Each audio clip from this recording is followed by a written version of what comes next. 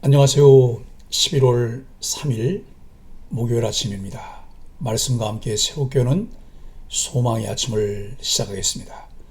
싱클레어 퍼거슨은 주님이 하신 일을 볼 때 우리 마음에 존경심과 두려움과 기쁨과 즐거움과 경이로움이 동시에 솟아오른다라고 이야기합니다.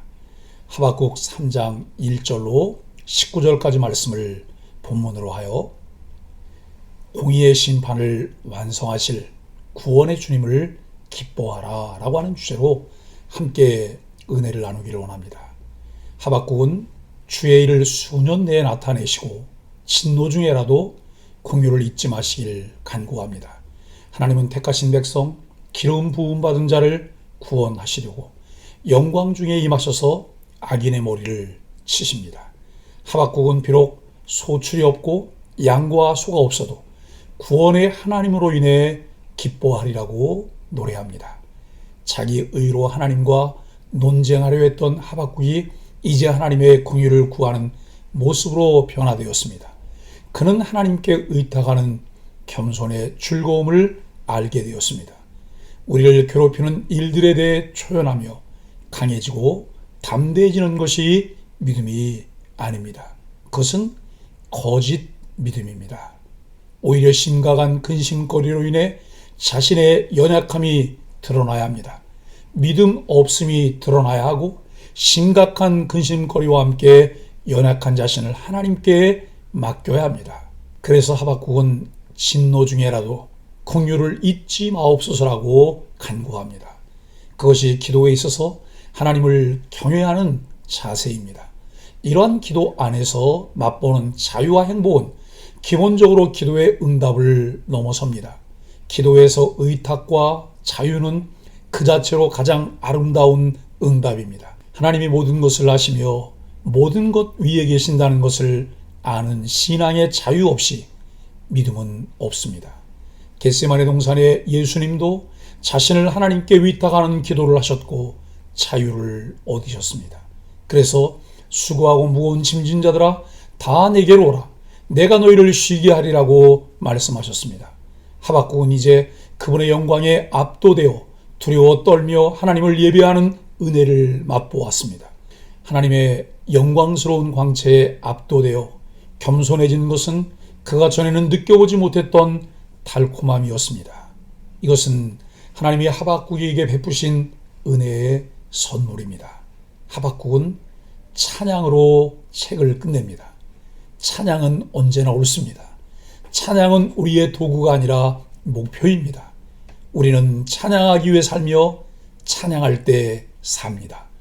하박국의 찬양은 신약의 로마서 11장 33절로 36절의 찬양에 비교되는 구약의 아름다운 찬양입니다.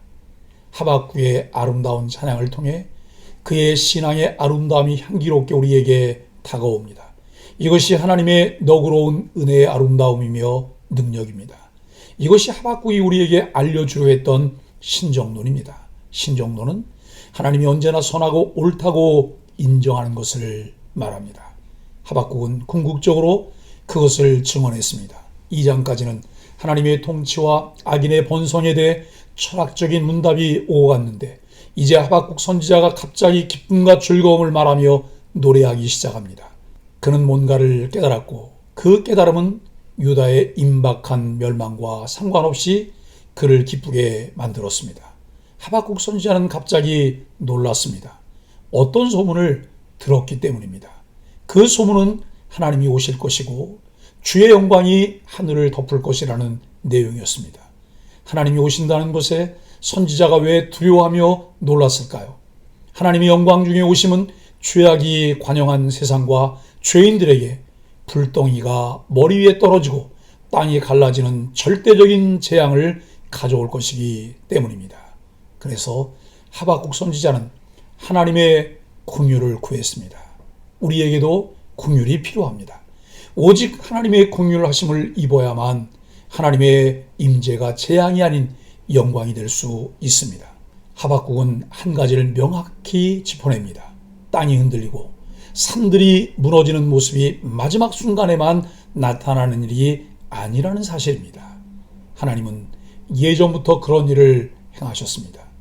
땅을 흔들어 성을 무너뜨리셨고 하늘을 진동하셔서 이스라엘의 적을 폐퇴시키셨으며 애굽의 모든 것을 파괴시키셨습니다.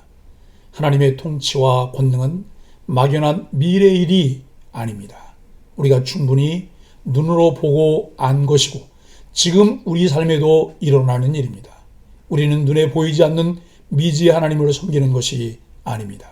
하나님의 일어나심과 역사에는 분명한 목적이 있습니다. 구원을 위한 것입니다.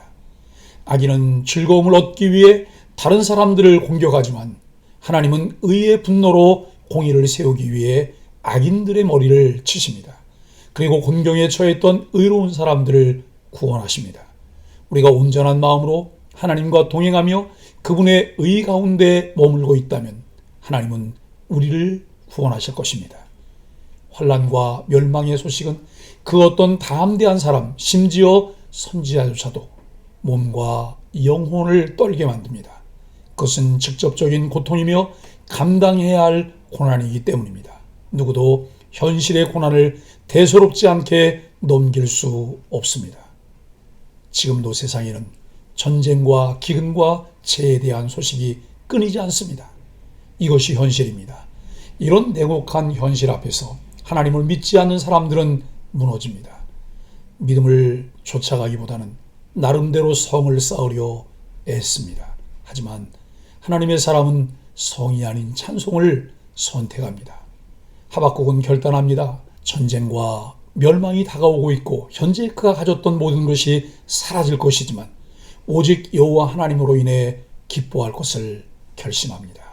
성경에서 기쁨은 좋은 일들이 생겨서 마음이 즐거워지는 감정만을 의미하지 않습니다. 그저 하나님으로 기뻐하고 다른 성도들과 함께하면서 기뻐합니다. 다른 외적인 조건과 상관없이 예수님과 함께한다는 사실만으로 우리는 기뻐할 수 있습니다. 하나님을 아는 사람은 찬양하며 기뻐합니다. 외적인 조건으로 힘들 수는 있지만 그것이 그의 영혼을 좌우하지는 못합니다. 하나님을 기억하며 하나님 안에서 기뻐하기로 결단하십시오. 외적인 물질과 상황이 나를 주관하지 못하게 하십시오. 그것이 하나님의 사람입니다. 사랑하는 소망의 가족 여러분, 하박국이라는 이름의 의미는 포옹입니다. 이는 질문을 통해 의문을 품고 하나님의 섭리를 껴안는 순응을 보여줍니다. 하박국은 그의 질문과 하나님의 응답을 통해 점점 더 하나님을 신뢰하게 되었습니다. 약속의 땅을 풍요롭게 채웠던 무화과와 포도, 올리브와 각종 곡식, 양과 소가 모두 사라진다고 해도 이제는 하나님을 향한 그의 믿음이 확고해 흔들리지 않습니다. 그가 바라보는 것은 현재 고난이 아니라 그 너머 있는 하나님의 구원과 회복입니다. 눈에 보이는 참담함과 두려움의 계곡을 훌쩍 뛰어넘는 사슴 같은 시선으로 그는 문제 위 높은 곳을 다니며 하나님의 섭리와 주권을 찬양합니다. 하나님을 나의 힘이요 구원의 기쁨으로 고백하는 하나님의 사람들은 어떤 상황에서도 흔들리지 않습니다.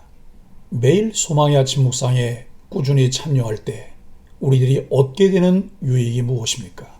말씀을 통해 신앙의 뿌리를 견고하게 내릴 수 있어 크고 작은 풍파와 유혹을 견디며 풍성한 열매를 맺을 수 있는 그리스도인으로 살아갈 수 있습니다.